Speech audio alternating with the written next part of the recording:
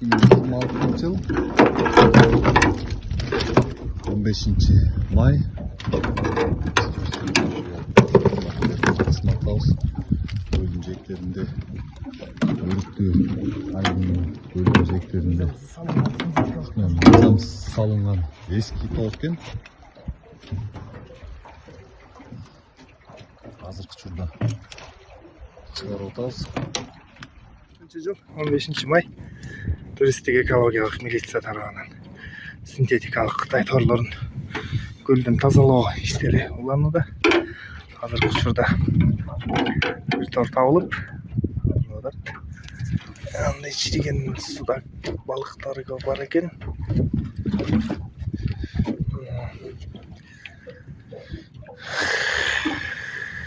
Тазалоо Иштери уланат. Мындан арыдагы Тазалоо иштерин жүргүзө беребиз.